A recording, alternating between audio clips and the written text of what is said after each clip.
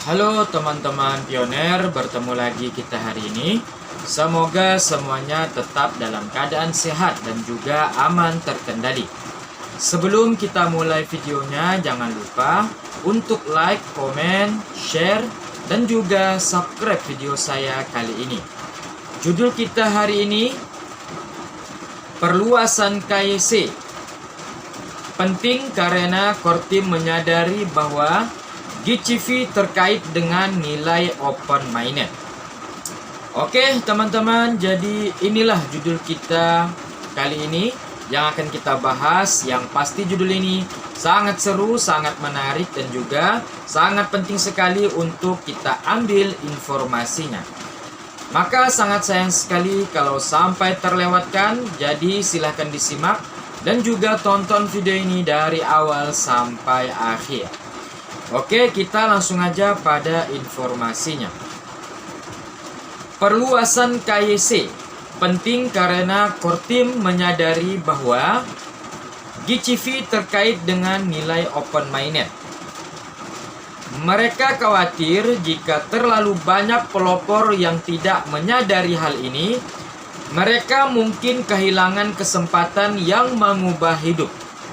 Itulah sebabnya mereka terus menawarkan peluang kepada para pelopor untuk memiliki kekayaan mulai dari jutawan hingga miliaran USD. Jika P dinilai sebesar $1, $10, atau $100, tidak perlu ada perpanjangan berulang. Apakah Anda mengerti? Perpanjangan KYC tidak berarti perpanjangan open mainnet. Perpanjangan KYC selalu diterima dan dapat menyelamatkan jutaan keluarga dari kemiskinan menuju kekayaan. Tidak ada perpanjangan open mainnet dan hal itu telah dikonfirmasi pada kuartal 1 2025. Apakah ini jelas? Saya yakin bahwa anak berusia 3 tahun pun dapat memahaminya. Sulit bagi saya untuk percaya bahwa orang dewasa kesulitan memahaminya. Satu-satunya penjelasan adalah bahwa beberapa individu mencoba menggunakan misinformasi ini untuk menyerang core team dan menyesatkan para pelopor yang belum pernah membaca pengumuman core team. Saya sangat senang dengan semua pengumuman dari core team. Mereka benar-benar memahami GCV. Itulah sebabnya mereka tidak ingin para pelopor kehilangan kekayaan saat kita hanya tinggal beberapa hari lagi. Oke teman-teman ya. Nah, jadi di sini kita dapat pesan bahwasanya perpanjangan KYC itu tidaklah mengganggu ataupun memperlambat berjalannya open mainnet pada kuartal pertama ini. Nah, jadi seperti itu. Jadi perpanjangan KYC itu bukan berarti juga open mainnet harus diperpanjang, tidak teman-teman ya. Nah, jadi perpanjangan KYC itu untuk menyelamatkan banyak pioner ya, banyak pioner agar bisa terlibat nanti saat open mainnet. Makanya kerjakan KYC, kerjakan migrasinya karena mumpung waktu KYC dan migrasi ini diperpanjang teman-teman. Nah, seperti itulah. Dan juga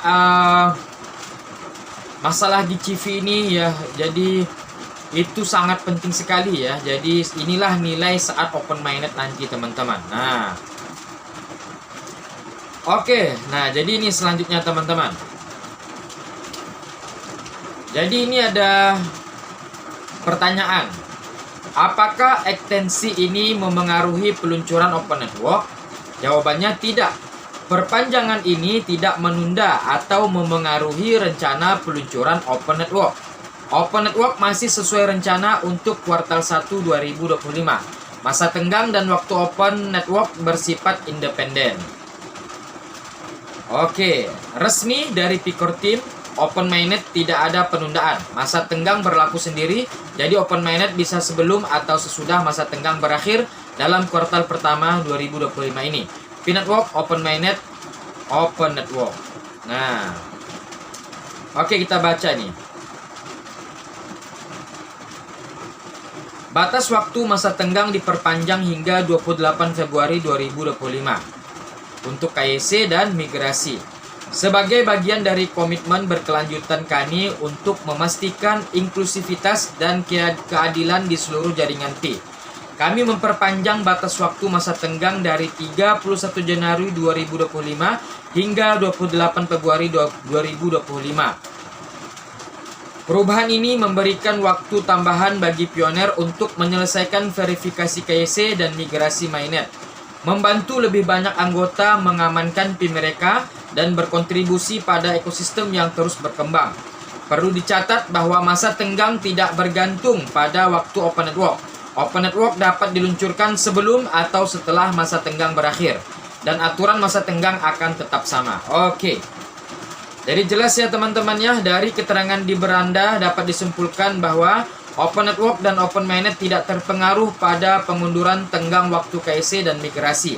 Artinya, Open Network dan Open Mainnet bisa diluncurkan kapan saja. Tetap optimis kawan-kawan. Pioner semuanya, dengan pengunduran masa tenggang bisa dibaca sepenuhnya di beranda resmi Pi. Tetap semangat.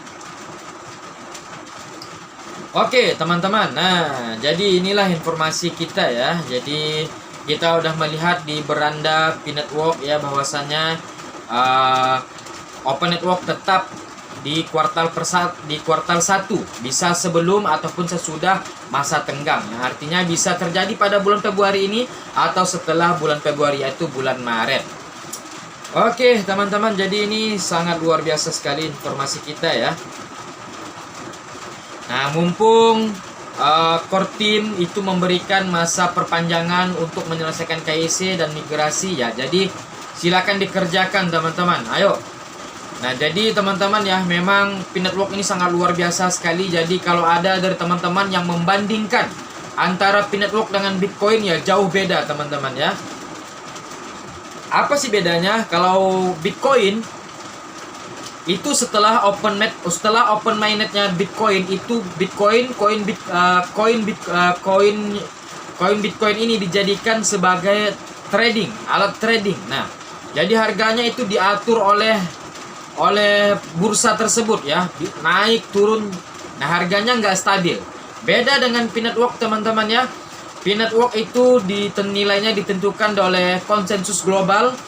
Nah sekarang yang lagi tercatat di blockchain yaitu $314.159. Nah jadi luar biasa. Dan Pi Network itu adalah stabil coin. Nah jadi luar biasa. Oke teman-teman, jadi inilah informasi kita kali ini. Semoga ini bermanfaat, bisa menambah semangat, motivasi imun teman-teman semua agar lebih optimis lagi untuk menambang koin Pi yang sangat luar biasa. Oke, kita bertemu lagi besok. Terima kasih. Wassalamualaikum warahmatullahi wabarakatuh.